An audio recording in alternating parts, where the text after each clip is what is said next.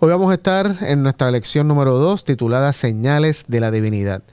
Y no vamos a todavía comenzar un estudio cronológico de Juan, pero vamos a estudiar 3 historias, si el tiempo nos alcanza, de momentos en que Jesús mostró y habló de su divinidad. Tal vez no claramente, pero sí con comentarios que dijo.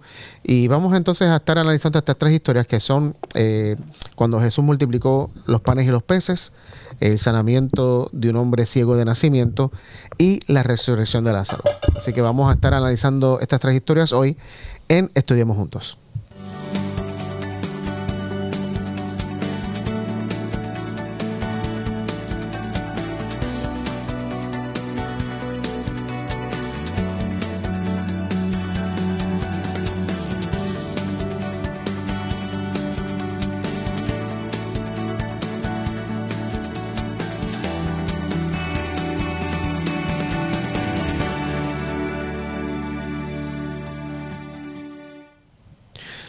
Hola, bienvenidos a otra edición de Estudiemos Juntos. Contentos como siempre de que estés aquí en sintonía con nosotros desde aquí de los estudios de Forest City en Orlando, Florida. Hoy en nuestra mesa, como nuestra costumbre, está hoy Joel y está Sammy. Denar hoy lamentablemente no se encuentra con nosotros. Así que, ¿cómo están hoy en esta mañana? Muy bien, gracias a Dios. Contento de estar aquí. Buenísimo, muy bien. Bueno, como ya mencionamos, hoy vamos a tener un estudio que no sé si nos alcance realmente para las 3 historias. No sé si más adelante este trimestre se analizarán con más profundidad, así que tal vez hoy no podamos ir tan profundo. Pero sí, el énfasis de esta semana es que, como dijimos la semana pasada, Juan quiere mostrar en su evangelio que Jesús no fue solamente un gran profeta, no fue un gran maestro, no fue una persona de mucha influencia, aunque lo fue, pero que Jesús más que nada era Dios encarnado. O sea, Jesús es Dios. Y vamos a estudiar analizando hoy 3 historias donde hay muchos paralelismos con cosas que se hablaron del Mesías en el Antiguo Testamento y cómo Jesús tal vez es la confirmación o la realización de esas cosas. Pero vamos a también analizar 3 de los statements, ¿cómo se dice statements? De las declaraciones de Jesús de los yo soy. Yo soy el pan, yo soy la luz, si no me equivoco, y yo soy la vida y la resurrección, con la historia de Lázaro. Y cómo eso entonces es realmente una indicación muy grande para la mente judía de que Jesús entonces no simplemente decía que era un gran rabí, sino que era Dios mismo. Era Dios mismo, y esa era una de las cosas que lo acusaron de eso. Así que vamos a comenzar con una oración. Joel, si puedes hoy comenzar tú con una oración. ¿Cómo no? Y entonces empezamos rápido con la primera historia. Querido Señor, te pedimos que estés con nosotros, que nos ilumines para poder entender el mensaje de tu palabra y así conocerte mejor. En el nombre de Jesús. Amén. Amén. Bueno, pues entonces vamos rapidito a Juan capítulo 6 y vamos a leer los versículos 1 al 15. Y esta es la primera historia. Después de esto, Jesús fue al otro lado del mar de Galilea, el de Tiberias, y lo seguía una gran multitud, porque veían las señales que hacían los enfermos. Entonces subió Jesús a un monte y se sentó allí con sus discípulos. Y estaba cerca la Pascua, la fiesta de los judíos. Cuando alzó Jesús los ojos y vio que habían venido a él una gran multitud, dijo a Felipe: ¿de dónde compraremos pan para que coman estos? Pero esto decía para probarlo, porque él sabía lo que iba a hacer. Felipe le respondió: 200 denarios de pan no bastarían para que cada uno de ellos tomara un poco. Uno de sus discípulos, Andrés, hermano de Simón Pedro, le dijo: aquí hay un muchacho que tiene 5 panes de cebada y 2 pescados. ¿Pero qué es esto para tantos? Entonces Jesús dijo: hacer recostar a la gente. Había mucha hierba en aquel lugar, y se recostaron como un número de 5,000 hombres. Tomó Jesús aquellos panes y después de dar gracias los repartió entre los discípulos, y los discípulos entre los que estaban recostados de igual manera hizo con los pescados, dándoles cuanto querían. Y cuando se saciaron, dijo a sus discípulos: recoged los pedazos que sobraron para que no se pierda nada. Recogieron pues y llenaron 12 cestas de pedazos que de los 5 panes de cebada sobraron a los que habían comido. Entonces aquellos hombres, al ver la señal que Jesús había hecho, dijeron: verdaderamente este es el profeta que había de venir al mundo. Pero entendiendo Jesús que iban a venir para apoderarse de él y hacerlo rey, volvió a retirarse al monte él solo. Muy bien. Esto tal vez o sea, todos los milagros de Jesús fueron, ¿verdad? Sobrenaturales y tremendos. Pero y tal vez la resurrección de Lázaro para mí están en los top 2. Uh-huh. Porque, o sea, físicamente los demás tú puedes decir, bueno, un ciego que recobre la vista, tal vez se curó solo, uh-huh. O alguien que tenía fiebre y demás. Pero de 5 panes y 2 peces, alimentar, aquí me gusta la versión de Joel, porque decía 5,000 hombres, uh-huh. Que literalmente en aquella época la mayoría de los eruditos dice que no se contaban las mujeres o los niños, pero cuando lo analizas, fácilmente pudieron haber sido 10,000 personas. 15,000, yo creo. Imagínate más. Con 5 panes y 2 peces. O sea, y 2 peces no era que era un salmón, mira, los pececitos que tenía eran los de una persona, viste, pobre, es lo que dice. De hecho, si fuese un salmón como quiera. Exacto, y como quiera. O sea, y alimentar tantas personas y que dice que comieron hasta que se saciaron. Sí. Y después sobraron. 12. O sea, eso para mí es un mega, uh-huh. O sea, mega milagro. Sí, pero entonces vamos a analizar la primera parte que quiero traer hoy, es en el versículo 2, donde dice que una gran multitud siempre lo seguía a todas uh-huh. partes, porque veían las señales milagrosas que hacía cuando sanaba a los enfermos. Y hago la pregunta, ¿es malo seguir a Jesús por lo que hace? No. O sea, okay. Lo que pasa es que una cosa es seguirlo o sea, estar con él, rodearlo, o estar curioso, y otra cosa es entregarse. Las señales no transformaban a nadie. Ok. Porque había gente que lo seguía eso mismo por los panes y los peces. Claro. O sea, cuando vos sos maestro, te enseñan que lo primero que tenés que hacer para dar una buena clase, tenés que llamar la atención del alumno. Y vos llamás la atención del alumno para que el alumno después vos le das lo más importante, que es el contenido. Yo creo que por las señales Jesús llamaba la atención de la gente, pero después les daba el contenido. Exacto. Y yo alineo también con eso, porque no creo que seguir a Jesús por las señales es malo.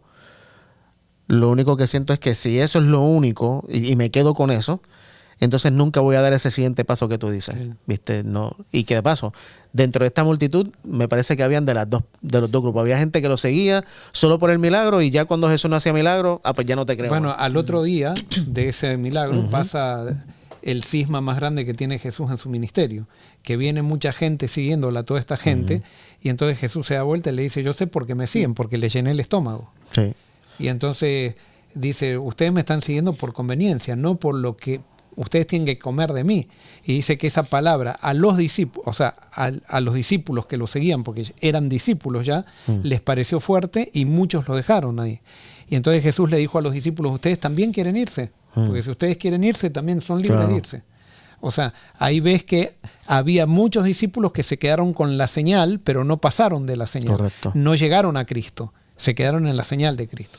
Y por eso lo que había preguntado era si era malo seguir a Jesús por lo que hace, o debemos seguirlo por quién es Él. Y me parece, como ya dije ahorita, que una te lleva a la otra. O sea, cuando Jesús hacía milagros, obviamente, Él lo dice, que era todo para darle gloria a Dios, para que la gente viera quién era Dios. Pero eso era lo que enganchaba a la gente para entonces estar más receptivos a lo que Él iba a enseñar después. Y yo creo que a eso es lo que Jesús, o sea, el objetivo de los milagros, ¿cuál es? Es llamar la atención a Jesús. Claro. Y ahora, yo creo que absolutamente nadie busca a Dios por una motivación pura. Todos, sí, no, totalmente. Todos, la primera vez que nos encontramos con Dios es porque queremos que nos saque de un problema, uh-huh. porque queremos la vida eterna, porque estamos en una situación que no sabemos cómo resolver, y lo buscamos buscando un beneficio personal. Después, cuando estamos con Él, nos damos cuenta quién es Él. Y ahí Dios quiera que nos quedemos por Él, no por lo que nos da. Y lo lindo de que los milagros es que eso es lo que Dios quiere. Dios quiere bendecir nuestra vida. Uh-huh. Incluso cuando estamos de esa manera que tenemos necesidad, Dios quiere que te acerques a Él y que venga. Y Él hace esos milagros, porque las señales no era simplemente que Él estaba haciendo aparecer cosas en los cielos y qué sé yo, poner el cielo oscuro. Las señales eran bendiciendo a esas personas, así que había una necesidad que ellas tenían, y claro que estaban, pero como dice Joel, igual el que sanó los 10 endemoniados, ¿verdad? Uh-huh. Creo que uno el leproso. El leproso, que uno uh-huh. solamente volvió. Entonces ahí es que está, cuando Dios hace esos milagros, que Él quiere bendecir tu vida. No es como que, no quiero que vayan a pensar, ¿verdad? Que, bueno, no me la acerco para que no piense que estoy por Él por algún beneficio, pero Dios te ama. Sí, Claro, hay claro. gente que dice, no, yo no voy a hacer, cuando tenga una motivación pura voy a ir a Dios. Eso. Y no va a pasar Nunca va a nada. pasar. Exacto. Y eso pasó también con Simón, el que lo invitó a cenar a Jesús, que la juzgó a la mujer adúltera. Simón también había sido curado de la lepra, pero nunca se había dejado transformar por Cristo, ¿no? Claro. Estaba pensando mientras ustedes hablaban, si Jesús nunca hubiera prometido que regresara de nuevo, que no hubiera, que no hubiera un cielo nuevo, una tierra nueva, ¿lo seguiríamos? Lo que pasa es que el que ve la salvación en el futuro siempre está tratando de ganar la salvación por obras y no se da cuenta. Yo, por Tremendo. ejemplo, a veces veo un ateo que hace bien, o sea, va y le hace bien a la gente. O sea, hay ateos muy, Claro. muy entregados a la humanidad. Y ellos piensan que después de la muerte no hay nada más. Y a nosotros quizás, si nos quitan la esperanza de la vida eterna, No haríamos nada. no haríamos nada, no, tiramos todo. Es como, ahora voy a disfrutar la vida. Sí. Porque el que está pensando que la salvación está en el futuro, se está tratando de ganar, está tratando de salvarse por las obras, ¿no? Eso no lo entiende el mundo cristiano, no lo entendemos en el mundo cristiano y es una realidad tremenda. Si no hubiera vida eterna, posiblemente el 95%, y estoy dando una estadística que no la hizo Barna, el 95% de la gente dejaría posiblemente la iglesia cristiana. Imagínate. Porque duda. estamos motivados por las bendiciones de Dios y no por Dios mismo. Sí, y justo yendo ahora al sermón que predicaste el sábado, Sammy, de la oración, si Dios no contestara nuestras oraciones, ¿seguiríamos confiando en Él? ¿Seguiríamos buscándolo? O tal vez tenemos la motivación que muchas de estas personas tenían con Jesús, de que lo seguían por ver, por tal vez ser parte de ese milagro, pero no por lo que Jesús estaba demostrando que era, ¿viste? No por él. O sea, sin duda que hay un beneficio cuando estás con Jesús, que no es que estar con Jesús es una disciplina, entendés que lo tenés que aguantar a Jesús. Claro. No, realmente es la mayor bendición y por eso Dios quiere que entremos en esa bendición de Jesús, que cuando entramos en esa bendición de Jesús nos damos cuenta que la salvación la tenemos ya. Y por eso, como dice Sammy, o sea, Dios quiere bendecirnos, punto. O sea, no es que si quieres que te bendiga me tienes que decir no. Me tienes que seguir. No, Dios te bendice A pesar de... A pesar de. Y obviamente hay otras bendiciones que vienen como consecuencia de una intimidad con Él, que no van a pasar si no tienen la intimidad. Pero Dios quiere hacerlo y por eso no es que está mal seguir a Jesús porque me sanó un hijo, me sanó a mí. Pero yo creo que el punto es no quedarnos con seguir a Jesús hasta ahí. Ir a la intimidad, como tú decías el sábado en el sermón. Y perdóname, Sí. y por eso Jesús después en el mismo capítulo 6, él dice, yo soy el pan. O sea, se Exacto. quedaron con el pan material y el pan es un símbolo de mí. Yo soy el pan de vida que descendió del cielo. Nosotros nos quedamos con lo que Dios nos dio, ¿no?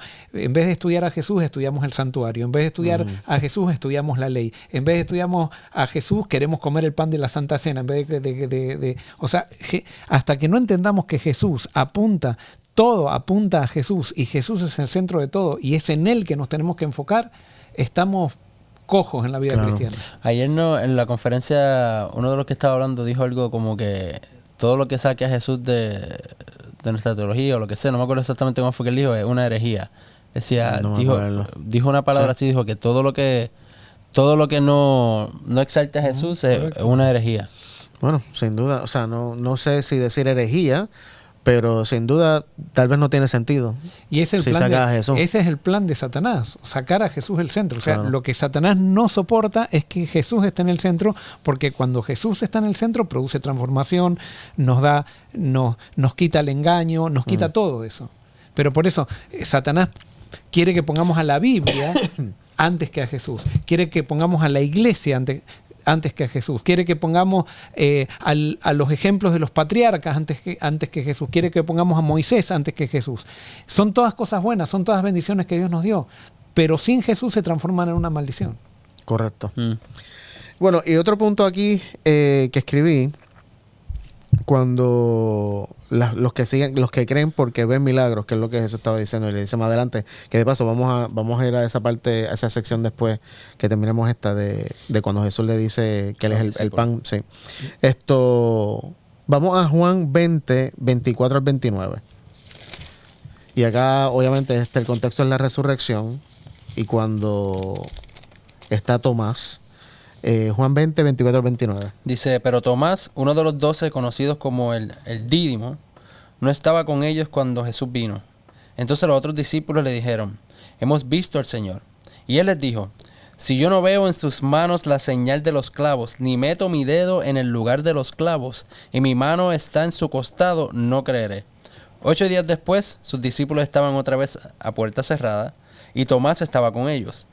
Estando las puertas cerradas, Jesús llegó, se puso en medio de ellos, y les dijo, la paz sea con ustedes.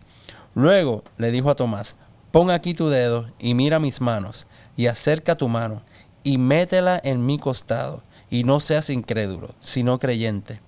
Entonces Tomás respondió y le dijo, Señor mío y Dios mío.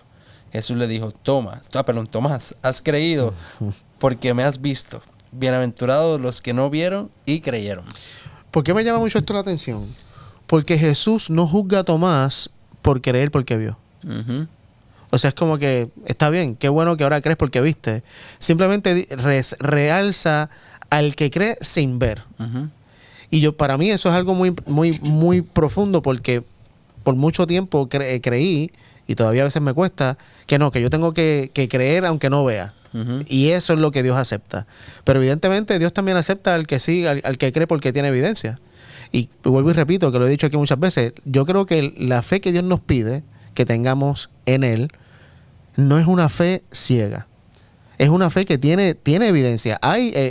O sea, está fundamentada en algo. Pero quiere decir que entonces cuando Tomás todavía hasta ahora no tenía ninguna evidencia. Bueno, evidentemente de la resurrección física no tenía. Era todo lo que le habían dicho. Y ahí tenía una evidencia. Y sí, pero no fue física. suficiente para él. Exacto. Claro, lógico, pero sí. Siempre la fe está basada en evidencia.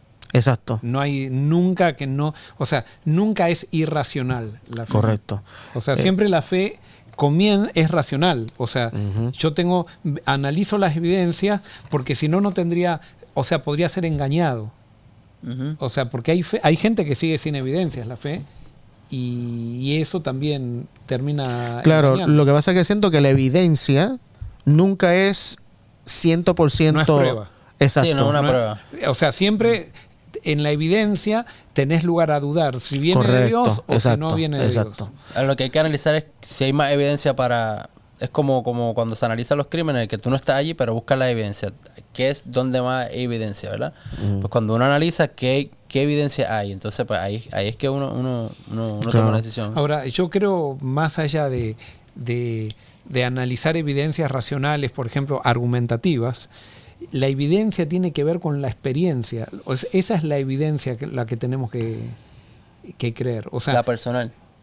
Claro, la experiencia que yo tengo con Dios. Porque nosotros podemos tener una argumentación aquí, sí, Cristo existe o Dios existe por esto, por lo otro.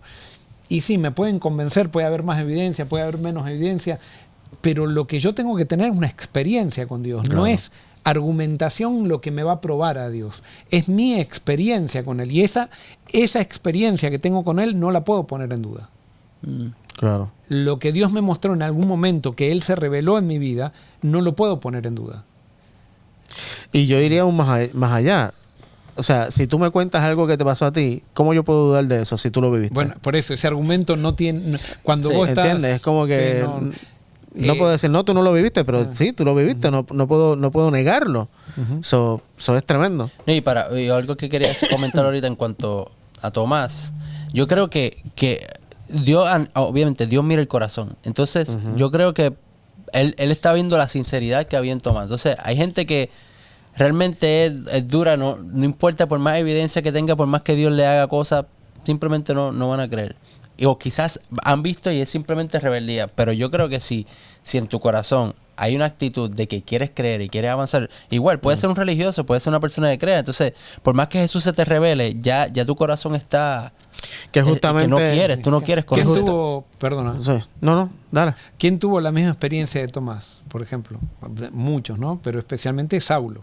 Uh-huh. Saulo de Tarso. Exacto. Tuvo la evidencia en Esteban y eso lo conmovió, pero se resistió a esa evidencia y quiso seguir en contra, peor todavía, hasta que Dios lo tuvo que aparecerse como a Tomás, decirle, mete tu mano dentro de mi herida y eso para que veas, o sea, para que veas y creas. Y por eso lo que iba también a comentar es que en esta historia de Juan 6, que están los que seguían a Jesús y dice que cuando vieron la multiplicación creyeron en Jesús. Sin embargo, los líderes religiosos que también vieron el mismo milagro, que lo experimentaron, se resistieron. Entonces es interesante cómo un mismo evento puede hacer que alguien crea y puede hacer que otro se vuelva más duro y se resista más a esa evidencia. Uh-huh. Que es lo increíble de los eventos de Jesús, cómo había un sector que el mismo evento hacía que creyera y otro hacía que dudaran más y más y más y más. Bueno, es como Jesús dijo, para algunos él era piedra de tropiezo para algunos y roca de salvación para otros, ¿no? Exacto. Muy bien, vamos entonces a seguir con la historia en el versículo 5. Juan nos dice que dentro de la situación que estaba, Jesús le hace una pregunta a Felipe. Y la pregunta que le hace en el versículo 5 es: ¿dónde podemos comprar pan para alimentar a toda esta gente? Tanto Felipe como Andrés, que es el próximo que aparece en la escena, los dos eran de Betsaida, que era el pueblo más cercano al lugar donde estaba esta multitud con Jesús. Y a propósito, entonces Jesús le dice esta pregunta a Felipe. Ahora, la pregunta que hago es: ¿por qué Dios le dice a Felipe esta pregunta? Porque el texto dice que él ya sabía lo que iba a hacer. Uh-huh. O sea, ¿será que, y dice que lo estaba diciendo para probarlo? Entonces vamos a hablar de eso un segundo. ¿Cómo son las pruebas de Dios para nosotros? ¿Será que cuando Dios nos prueba es que nos manda una enfermedad para probarnos, nos manda la muerte de un familiar, un accidente de carro, y esas son las cosas que Dios usa para probarnos aun cuando Él sabe lo que va a hacer? ¿O será que las pruebas de Dios son utilizando las cosas malas que van a ocurrir en este mundo, que nos van a pasar, como mismo Jesús dijo, en este mundo tendrán aflicción, y usa las cosas malas que nos pasan para dentro de esas cosas malas utilizarlo para una bendición, para mostrarnos quién es Él y, no sé, ayudarnos a crecer en la fe?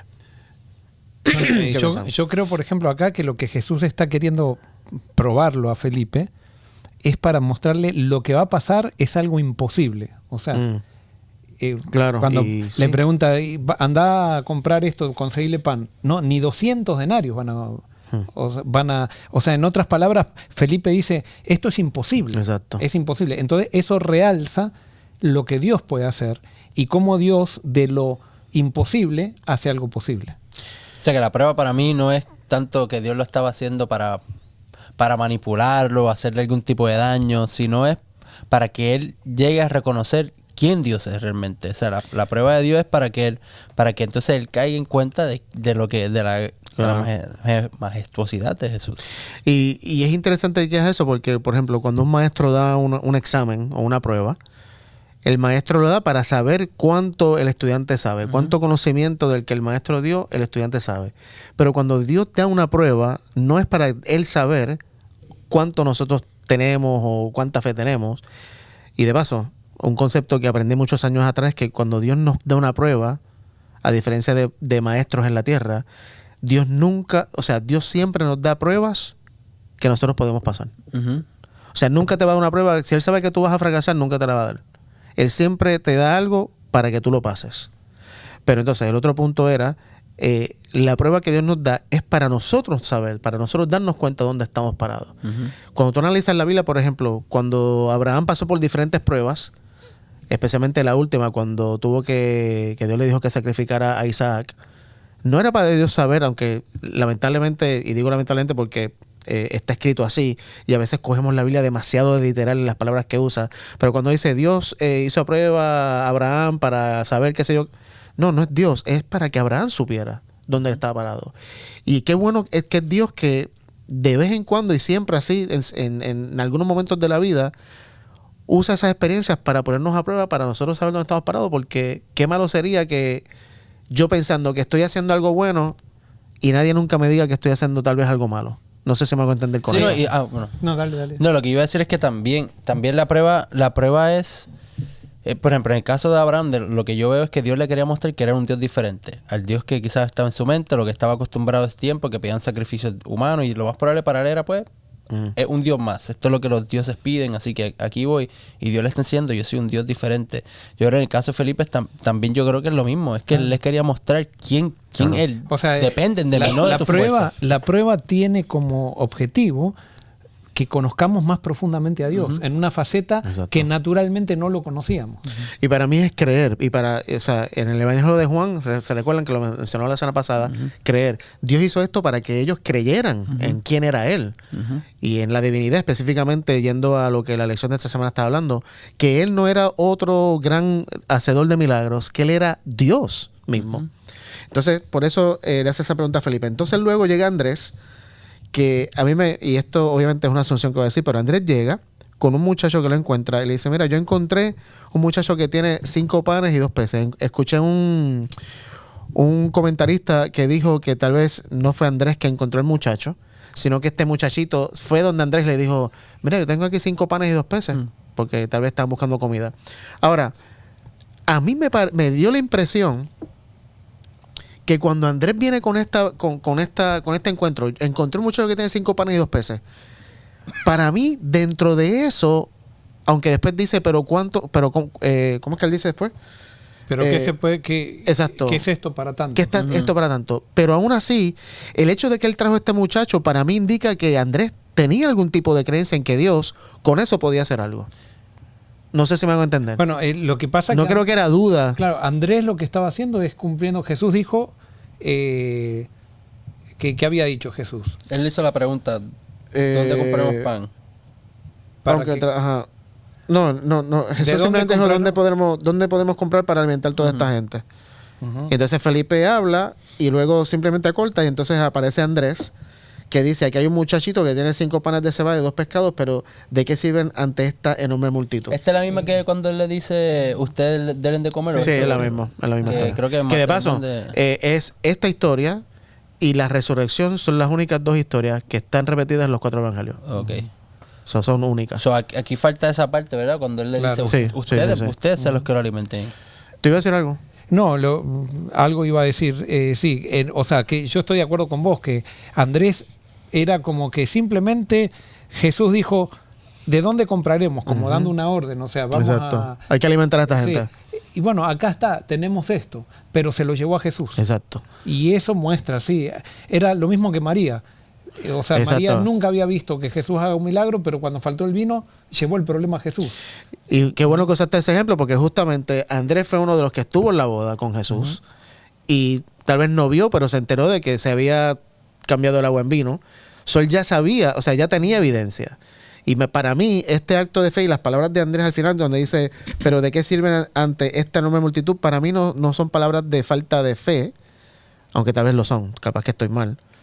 Pero el hecho de que se los presentó a Jesús indicaba que confiaba en que Jesús con eso podía hacer algo. Claro, pero no es falta de fe, porque Andrés, o sea, es una realidad. Él no sabía lo que iba a hacer. Jesús sabía lo que él iba a hacer, pero él no sabía. Eso es un buen punto. Pero lo trajo. O sea, nosotros muchas veces no sabemos qué es lo que va a hacer Dios, pero tenemos que llevar nuestro problema a Dios.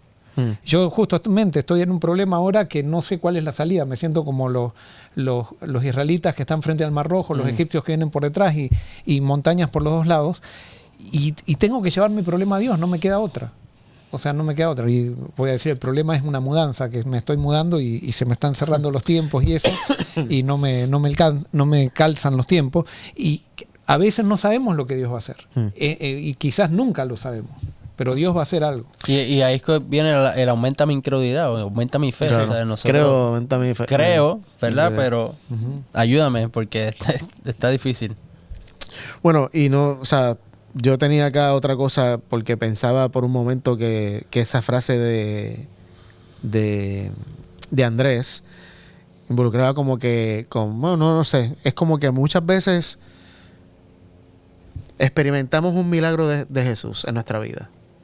Y luego estamos ante otra dificultad y nos olvidamos de eso que hizo.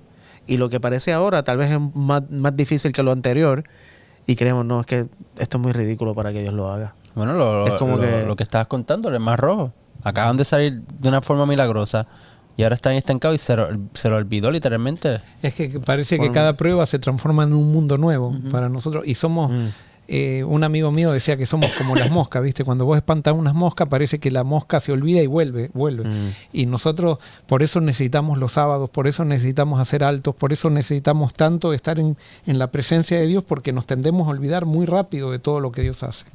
Y por eso, cuando Dios nos prueba, yo creo que parte de la prueba es eso, hacernos recordar dónde está nuestra fe. Vamos a leer algunos textos. ¿Quién busca Santiago 1, 2 al 4 y Primera de Pedro 1, 6 al 7? Yo busco Primera de Pedro. Okay. Santiago 1, 2 al 4 y Primera de Pedro 1, 6 al 7. Mira lo que dice Santiago y Pedro de cuál debe ser nuestra actitud ante las pruebas. Dice: hermanos míos, gozaos profundamente cuando os halléis en diversas pruebas, sabiendo que la prueba de vuestra fe produce paciencia. Pero tenga la paciencia su obra completa, para que seáis perfectos y cabales, sin que os falte cosa alguna. Llenémonos de gozo cuando nos encontremos frente a diversas pruebas, porque las pruebas, dice, desarrollan paciencia, pero la prueba de nuestra fe, dice ahí, sí, desarrolla nuestra paciencia. Justamente, ¿qué es fe? Es creer. ¿Creer en quién? En Jesús. Que justamente lo que Jesús está tratando de hacer aquí, y con todos los milagros que hizo, era que la gente creyera en quién era Él. Pero eso no va a pasar a menos, no sé. Muchas veces queremos que nuestra experiencia, o pensamos que la experiencia espiritual más gloriosa es la que no tiene ningún tropiezo, la que todo está bien. Pero cuando todo está bien, lamentablemente creo que es algo que está dentro de nosotros por la naturaleza de pecado. Y no sé, capaz que hablo por mí mismo. Nosotros, cuando mejor aprendemos, es cuando pasamos problemas. Cuando todo está bien es como que no sé si ustedes sienten igual, pero para mí los momentos difíciles son los momentos en que aprendo y no se me olvida. Bueno, cuando todo está bien es como que... Si vos sos, por ejemplo, sos parte de un equipo de fútbol, de soccer o de cualquier deporte, el tiempo del entrenamiento es el tiempo de la prueba donde aprendés. Y si no tenés entrenamiento, el que no entrena no juega bien. Va a ser horrible en el juego. Nosotros tenemos que vivir los entrenamientos para jugar bien en el juego. Y el juego tampoco se lo disfruta demasiado en el proceso. Se disfruta el resultado. Pero el proceso también es duro. Y yo creo que nos va a ayudar mucho si tenemos esa mentalidad cuando pasemos por una prueba de decir, ok, estoy pasando por una prueba difícil. ¿Qué puedo aprender de Dios, del carácter de Dios en esta prueba? ¿Qué es lo que Dios me quiere revelar de Él? Porque muchas veces también nos queremos enfocar en el problema, en la solución del problema, pero lo que Dios quiere a través de eso es que lo conozcamos a Él. Entonces preguntarle, Señor, ¿qué puedo aprender de ti en estas circunstancias? Y eso nos va a ayudar a poder llevarla con gozo. Claro, yo una de las cosas ahora, por ejemplo, hoy me levanté me desperté a las 4 de la mañana, ya no podía dormir por la ansiedad. Entonces no sabía qué hacer, quería hacer fuerza para dormir, no tiene sentido, no me voy a dormir. Pero entonces busqué a Dios. Y cuando busqué a Dios, nuevamente vino la paz. Después me levanté, comencé a hacer la cosa y de vuelta Amelia me empezó a preguntar cosas y eso, y comenzó a surgir la ansiedad. Entonces de vuelta me tuve que apartar, era temprano, me tuve que apartar un poco, leer algo, contemplar a Dios, y nuevamente volvió la fe, el sentimiento de fe. Pero la fe es buscar a Dios, es un acto intencional, la fe, y racional, en el sentido de volitivo. Yo digo, yo voy a buscar a Dios para recibir ese sentimiento, esa paz que no la tengo mientras estoy mirando las circunstancias. Entonces, continuamente, como seres humanos, continuamente se nos va el sentimiento de fe, esa paz que teníamos. Y entonces, cuando se nos va, ¿qué hacemos? O le damos cabida a los sentimientos para que nos dominen, o volvemos nuevamente a Dios para que nuevamente esos sentimientos los transforme por sentimientos de paz, contemplándolo a Él. Por eso Jesús dijo, permanezcan en mí y yo en vosotros, porque separados de mí, todas estas cosas, toda la ansiedad, todas las cosas es cuando vienen, y por eso cuando nos conectamos es una diferencia. ¿Tú ibas a decir algo? Sí, no, lo que iba a decir era como que, y de hecho, no importa cómo te sientas, porque, por ejemplo, a mí me encanta la historia esa de los discípulos en la barca con Jesús. Ellos estaban con Jesús y rápido comenzaron hasta decirle, a ti no te importa que nosotros vamos a morir. Y empezaron a gritar y había un revuelo, y lo que levantó a Jesús fueron las voces de ellos con falta de fe, porque luego él le dice dónde estaba su fe. Claro. Y Jesús le hizo el milagro. Estaban con él, hablaron con él, aunque no lo hablaron con fe, pero aún así estaban en su presencia. Yo pienso que debe ser lo mismo. No, lo que necesitamos es un grano de mostaza. ¿Sabes? Claro, y ninguno es- de nosotros tiene fe. Exacto. El fe es un don. Entonces, no decimos, cuánta fe Ajá, tiene este. No, sí, no, sí. cuánta fe nada. Es buscar a Dios. Exactamente. Porque sabemos que buscando lo vamos a hallar. Porque creímos. Una cosa es creer y otra es la fe de confianza. Yo creo y por eso busco. Pero tengo un montón de desconfianza, tengo un montón. Y cuando estoy en la presencia de Dios, surge la confianza que es la que trae paz. Yo creo que Satanás nos quiere engañar con esto de la fe, haciéndonos creer que Que es un sentimiento. sí, y que necesitamos mucha fe. Y que si no lo siento, entonces significa que no tengo. Sí. Y entonces estamos mirando a nosotros, como si dependiera de nosotros el milagro, si dependiera de cuánta fe yo tengo, que eso no tiene ningún tipo de sentido. Todo depende de Él. No depende de ti. Y Hebreo es el que dice que Jesús es el autor y el perfeccionador de nuestra fe. O sea, Así es. el principio y el final es Todo Jesús. depende de Él. Al final. Bueno, seguimos porque el tiempo avanza. En esta historia, hasta este momento, pues leímos del 6 al 15, ¿dónde vemos la divinidad de Jesús? Porque Juan lo que quiere es mostrar que Jesús es Dios. Bueno, para mí en el versículo 6, donde dice que ya él sabía lo que iba a ocurrir. Para mí eso no es una evidencia de su divinidad. ¿Para ti no? Perdóname, ¿qué fue lo que dijiste? ¿Dónde aquí podemos ver evidencias de la divinidad de Jesús? Tengo 3. Tenía esa, que él ya sabía lo que iba a ocurrir. El paralelismo con, que esto no lo mencionamos, pero Juan dice en el versículo 4 que ya era casi el tiempo de la celebración de la Pascua. Y en la Pascua, obviamente, en el contexto de Jesús, el sacrificio del Cordero Pascual era Jesús. Tal vez no hay nada ahí. El pan también que Jesús está haciendo. Y capaz que es el cumplimiento, puse aquí yo, de la profecía de Moisés en Deuteronomio 18:15. Que no me acuerdo ahora que decía Deuteronomio 18:15. Vamos a ver. Deuteronomio 18:15. No solo de pan vivirá el hombre, ¿será? No. No. Moisés siguió diciendo: el Señor su Dios les levantará un profeta como yo de entre sus hermanos israelitas. A él tendrán que escucharlo. No sé por qué puse O eso. sea, ahí. pero la pregunta es, por ejemplo, Eliseo hizo que el aceite no se acabara. Elías hizo... Y eso no era que eran divinos. Y no lo hizo Sí, Eliseo. claro, Sabemos claro, que fueron instrumentos. O sea, yo no veo esto como Como una evidencia. una evidencia inequívoca, porque cualquier... Pero hay profeta, evidencias inequívocas. ¿Cómo? Hay evidencias inequívocas. ¿De qué? Ahorita mencionamos que no hay El evidencia. nacimiento virginal. Eso, por ejemplo, es una... Y bueno, pudiera ser. que no, ojo, hay gente que lo niega eso, pero está en la Biblia que dice que Jesús nació de una virgen que no había conocido varón. Claro. Entonces, eso sí es una evidencia de divinidad. Ok. Pero esto, todos nosotros, nadie de nosotros podría decir yo nací de una virgen también. Ninguno de nosotros. Claro. Pero todo esto, nosotros también lo podemos, o sea, podemos ser instrumentos para hacerlo. Sí, para mí la evidencia más grande es lo que él dijo, su declaración de sí mismo. Y cuando él Exacto. cumplió profecías diciendo para que Entonces se vamos a leer cumpliese. vamos Porque entonces a esa parte. Cuando él decía yo soy, o era un mentiroso total, Ajá.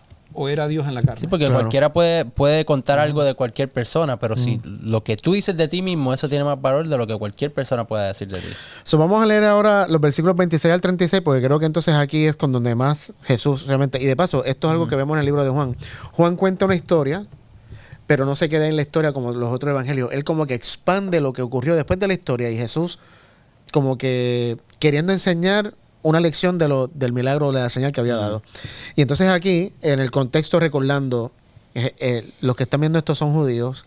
Esto del pan, sin duda hay una referencia al maná que se le proveyó a Israel por 40 años en el desierto. O sea, esa mentalidad es la que con la que Jesús está hablando aquí. Vamos a leerlo. 6, 26 al 36. 26 dice, Jesús les respondió, de cierto les digo que ustedes no me buscan por haber visto señales, sino porque comieron el pan y quedaron satisfechos. Perdón, dice, de cierto les digo que ustedes no me buscan por haber visto señales, sino porque comieron el pan y quedaron satisfechos.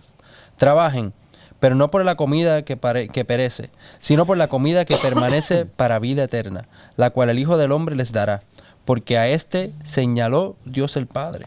Entonces le dijeron, ¿y qué debemos hacer para poner en práctica las obras de Dios? Jesús les respondió, esta es la obra de Dios, que crean en aquel que Él ha enviado. Le dijeron entonces, pero ¿qué señal haces tú para que veamos y te creamos? ¿qué es lo que haces?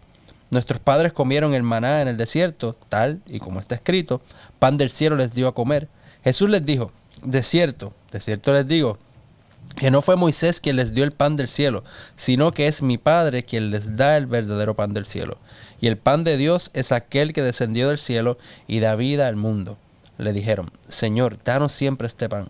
Jesús les dijo, yo soy el pan de vida. El que a mí viene nunca tendrá hambre, y el que en mí cree no tendrá sed jamás.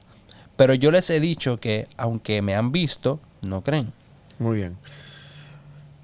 Versículo 26. Dice Jesús que les dice, ustedes quieren estar conmigo porque les di de comer, no porque hayan, ¿cómo dice tu versión? No porque habéis visto la señal. Muy bien. Esa traducción está malísima. No es porque hayan visto. En el griego la palabra es ido, que quiere decir entender, reconocer, descubrir o percibir. Eso lo cambia todo, porque yo puedo ver algo, sino, pero Jesús le dice, ustedes... O sea, el significado. Exacto. Ustedes, dice, me siguen no porque entendieron lo que pasó. Eso es impresionante. Entonces, no entendieron la señal milagrosa.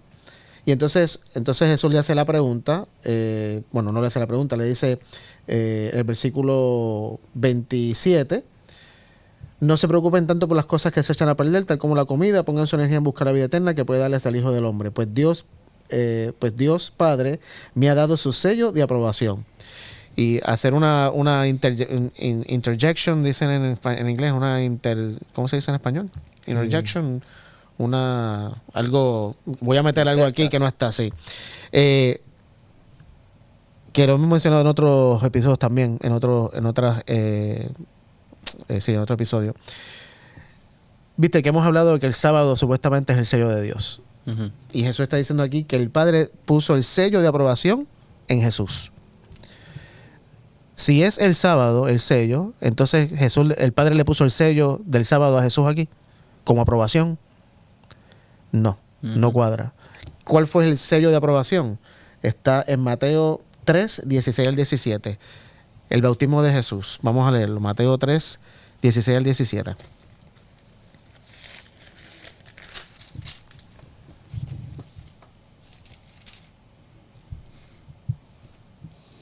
¿Qué dice? Mateo 3, 16 y 17. Sí. Dice... Y Jesús, después que fue bautizado, subió enseguida del agua, y en ese momento los cielos le fueron abiertos, y vio el Espíritu de Dios que descendía como paloma y se posaba sobre él. Y se oyó una voz de los cielos que decía, este es mi Hijo amado en quien tengo complacencia. Ese es el sello de Dios, el Espíritu que descendió sobre Jesús.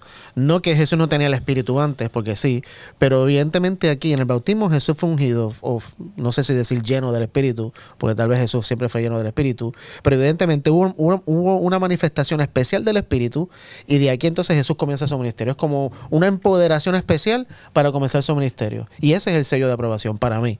Aparte de lo que dice Pablo en Efesios 1, 13 al 14, de que él dice, el día que creímos, ese día fuimos sellados por el Espíritu de salvación. Solamente para dejar eso en remojo. Ahora, más allá, no excluye al sábado como sello de Dios. Si bien el sábado para mí no es el sello de Dios, no lo excluye. ¿Cómo así? ¿Por qué? Porque el sábado también es una señal de Jesús. O sea, el sábado se cumple en Jesús también. O sea, todos los mandamientos se cumplen en Jesús. La ley se cumple en Jesús. El santuario se cumple en Jesús. Entonces nosotros no podemos poner como señal nada que no sea Jesús. Exacto. Y en Jesús encontramos todo, y por eso Jesús incluye a todo, no excluye nada de lo que fue dado por Dios. En Él está todo, y con Él tenemos todo. Entonces, punto. Eso es un buen punto. Está incluido, o sea, toda la ley está incluida en Jesús porque Jesús es la ley. Claro, y en Jesús vemos que es el sábado, en Jesús vemos lo que es vida, no matar. En Jesús vemos lo que es fidelidad, el séptimo mandamiento, no adulterarás. En Jesús vemos lo que es la imagen de Dios, por eso no te harás imagen. O sea... En Jesús está todo. Buenísimo. Es que cuando empezamos a enfatizar cosas que no son Jesús, ahí es cuando... Es como que nosotros cuando tenemos estamos comiendo una torta, alabamos al huevo. que es el componente de la Claro. torta, y nos quedamos con un huevo. No, tenemos que comer la torta. Es la Exacto. torta, es la combinación de Bueno, todo. todo. En Jesús está todo. No necesitamos centrarnos en un ingrediente. Necesitamos comerlo a Jesús, y eso fue lo que Jesús dijo. Yo soy el pan de vida, cómanme, tomen de mi sangre, coman de mi carne. O sea, es Jesús, el centro, es el sello, es todo. Y Buenísimo. es interesante eso porque fíjate la dinámica que ocurre aquí ahora. Ellos le dicen a Jesús en el versículo 28, nosotros también queremos realizar las obras de Dios. ¿Qué debemos hacer? Eso le dice, lo único que Dios exige, lo único, es que crean. Es todo. Pero, Y es creer en aquel. claro, o sea, en exacto, él, creer ¿no? en Él, no Sí. creer en otra. No, Sí. crean en el que le envió, en mí. En mí. Y mira la pregunta que le hacen. O sea, Jesús le dice, esto es lo único que Dios quiere que hagan, que crean. Y ellos le dicen, si quieres que creamos en ti, le respondemos, muéstranos una señal. Sí. Pero acaba de hacerle una señal, multiplicando los panes y los peces. Le acaba de decir, no es por señal, es que tienen que creer en mí. Y no, pero muéstranos una señal. Es dejar que el Espíritu Santo te convenza. Ellos estaban luchando con el Espíritu. Totalmente. Y estaban poniéndose en contra. Después, el creáis en el griego sería, esta es la obra de Dios, que creáis continuamente en aquel que Él ha enviado. O sea, no es creer simplemente, Claro. es creer, entrar En un estado en un de estado de creencia, permanencia, de tremendo. permanencia, que es relacional eso. Estar con Él, quedarme con Él. Para mí, esto tiene que ver mucho, esa parte que le dicen, muestra una señal milagrosa, es como que se le hace difícil al judío, y yo creo que a nosotros también, desligar las obras de la salvación. Sí, pues es tanto el tiempo. Es como que- ¿Qué práctica? ¿Cuáles son las obras que tenemos que si hacer? haces algo voy a creer esto, aunque ya había dicho mucho, pero es como que todavía hay un tipo de orientación a algo yo tengo que hacer para creer en ti. O sea, no es, ok, por lo que tú dices o por lo que tú me has revelado. Tengo que yo hacer algo. Entonces dice el versículo 30, si quieres que creamos en ti, le respondieron, muestra una señal milagrosa. ¿Qué puedes hacer? Después de todo, nuestros antepasados comieron maná mientras andaba por el desierto. Las escrituras dicen, entonces ahí sigue. Y entonces Jesús le contesta que Él es el verdadero pan. Y aquí es donde para mí viene la evidencia más grande de la divinidad de Jesús, cuando le dice, yo soy el pan de vida. ¿Por qué? Porque para la mente judía, cuando decir yo soy, lo primero que piensan es en Éxodo, cuando el Jehová le dice a Moisés, dile a los israelitas, yo soy el que soy, te mandó. So, para aquí Jesús está diciendo, yo soy el Jehová, yo soy Dios, yo soy el pan. Y para mí es la revelación, la señal más grande de la revelación de Dios en esta historia. Aparte de que fíjate también lo que le dice Jesús, que es algo que nosotros jamás pudiéramos decirle a alguien. O sea, yo no puedo decirle a alguien, o no me atrevería a decirle a alguien, yo soy el pan de vida. Y mucho menos decirle, el que viene a mí nunca volverá a tener hambre. El que cree en mí nunca tendrá sed. Yo no puedo decir eso a alguien. Estás poniéndote en el lugar de Dios. ¿Quién puede decirme a mí, si tú crees en mí, nunca vas a tener hambre, nunca vas a tener sed? Sí. Esas son evidencias de la Exactamente. verdad. Por ejemplo, cuando Jesús perdona un pecado, y por eso decían, ¿quién es este cuando Claro. curó al paralítico de Capernaum? ¿Quién es este para perdonar pecados? Decían los fariseos. Jesús dice, para que vean, voy a sanarlo. Bueno, vamos entonces a la próxima historia, capítulo 9 de Juan. Que de paso te quedan 5 minutos, ¿no? ¿Ya? Sí. Bueno, capítulo 9. Menos. Vamos a resumirla. La sanación del hombre ciego no la vamos a leer, pero este es un hombre que Jesús encuentra y los discípulos le preguntan, maestro, ¿quién pecó? ¿Este o sus padres para que haya nacido ciego? Y aquí hay otro punto que es muy interesante, que lamentablemente no va a tener mucho tiempo. ¿Será que las enfermedades que nos ocurren en nuestra vida son consecuencia de pecado, de nuestros pecados? ¿O del pecado de nuestros padres y nosotros cargamos las consecuencias? Hay veces que sí. Muy bien. Sin duda hay ciertas condiciones que por mis acciones yo le puedo pasar a mis hijos. Está probado científicamente que las adicciones, si yo soy un alcohólico, soy un usuario de drogas, yo le paso mi adicción al bebé. Es más, nosotros todos heredamos la enfermedad de Adán y no participamos de eso. No heredamos la culpa de él, Claro. pero sí la enfermedad, y por eso estamos todos en este mundo Sí, de y pecado. la ansiedad, todas esas cosas claro. que a veces eso todo también es hereditario. Ahora, en el caso, hay otras situaciones que, por ejemplo, a ti tú estás ahora mismo con una congestión. ¿Eso fue porque hiciste algo malo? Pecaste y te dio congestión. no. O pequé y me dio una alergia. Pequé, Pero para la mente de esta gente, el pecado era, no sé si era tan malo, pero todo era, si era algo malo, era como consecuencia del pecado. Sin embargo, la respuesta de Jesús es lo que más me intriga, porque Jesús le dice en el versículo el 3, no fue por sus pecados ni tampoco por los de sus padres. Nació ciego para que todos vieran el poder de Dios en él. Por lo menos eso dice mi versión. ¿Qué dice la de ustedes? Más bien fue para que las obras de Dios se manifiesten en él. O sea, no pecó él ni tampoco sus padres. Eso dice la tuya, Joel. En el 3.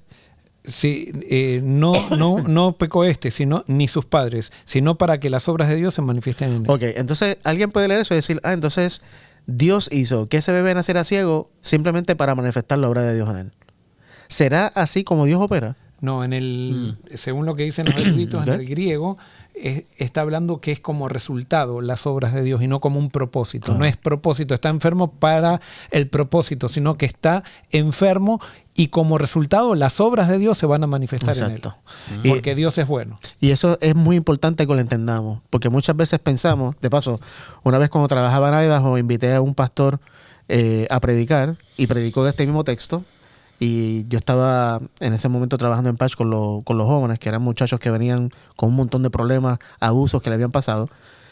Y él dijo en el sermón que las cosas malas que nos pasan, Dios las manda para que las obras de Dios se manifiesten en nuestras cosas. Y a mí me dio una apretona en el estómago, porque ahí tú tienes muchachos que habían sido abusados sexualmente por sus padres, que habían sido abandonados. ¿Y qué le estás diciendo? Que Dios mandó eso simplemente para mostrar su gloria. ¿Qué clase de Dios tan orgulloso, vanaglorioso, que para mostrar su poder, sádico, ¿viste? Para mostrar su poder te manda cosas y te aflige para mostrar mi gloria. Qué horrible. O sea, una tergiversación total del carácter de Dios. Después Pablo lo diría, a tanto pecado, tanta gracia. O sea, mientras más pecado, no es que Dios produce el pecado, pero mientras más pecado, más gracia se puede manifestar. Exacto. No como propósito, sino como resultado. El pecado nunca vence. La gracia es la que vence. Y lo lindo de Dios es que aún dentro del mundo de pecado que vivimos, Él, de nuevo, usa el pecado para mostrar su gloria. O sea, ¿qué es lo que vemos? Con Lázaro, que es la próxima, este está ciego. Él está ciego porque lamentablemente vivimos en un mundo de pecado y cosas malas van a pasar, es inevitable. Pero Dios dentro del pecado lo usa para mostrar la luz. Dentro de las tinieblas muestra la luz. Dentro del mal muestra el bien, su gloria, quién es Él.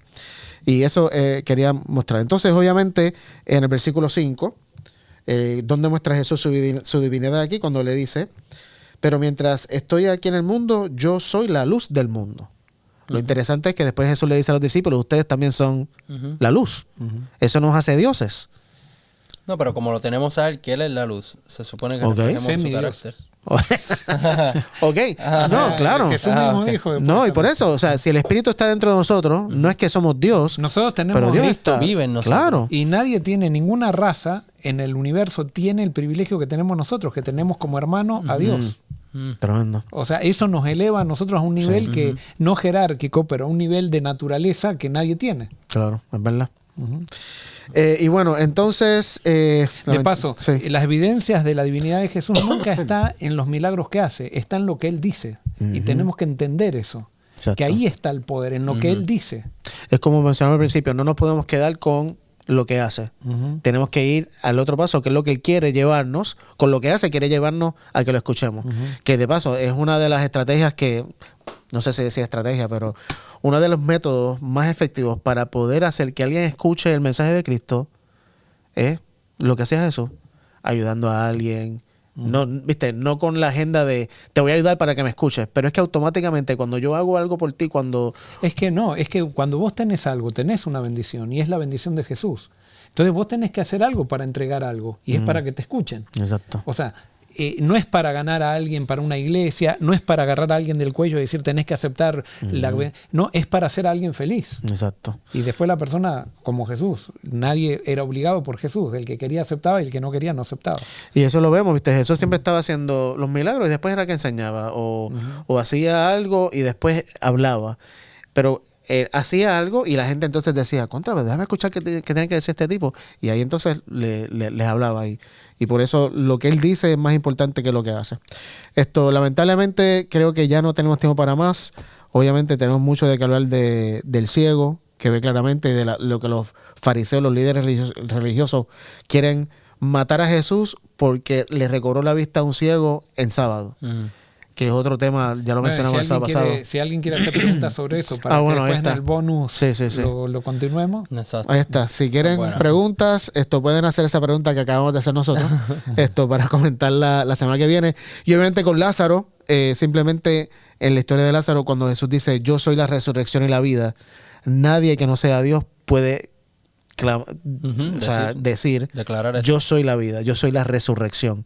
Y obviamente la esperanza que tenemos con eso. Así que nada, recuérdense que Estudiemos Juntos está saliendo ahora todos los domingos a las 9 de la mañana y los jueves en la tarde están saliendo Estudiemos Juntos Responde, donde usted escribe acá en el chat cualquier pregunta que tenga de lo que discutimos, otra pregunta que tenga del tema de esta semana y vamos a tratar de en 15 Pero minutos. tiene que escribir esas preguntas entre el domingo y el lunes. Entre domingo y lunes, sí. Así que ahí lo tienen. Vamos a orar. Y con eso terminamos. Sammy, ¿puedes orar? Padre, gracias porque eres tan maravilloso y podemos sacar este ratito para conocer quién tú eres. Que podamos no solamente seguirte de lejos o simplemente en los momentos en que estás haciendo cosas por nosotros, sino que podamos permanecer en ti constantemente. Que aprendamos a intimar contigo y que durante los momentos buenos, los momentos difíciles, complicados, podamos entender que tú estás con nosotros. Y ayúdanos también a reflejarte en todo momento donde estemos. Trae paz a nuestros corazones y bendice a todos aquellos que estén escuchando. En el nombre de Jesús. Amén. Bueno, como siempre, gracias por haber estado con nosotros y entonces te esperamos la próxima semana en otra edición de Estudiemos Juntos.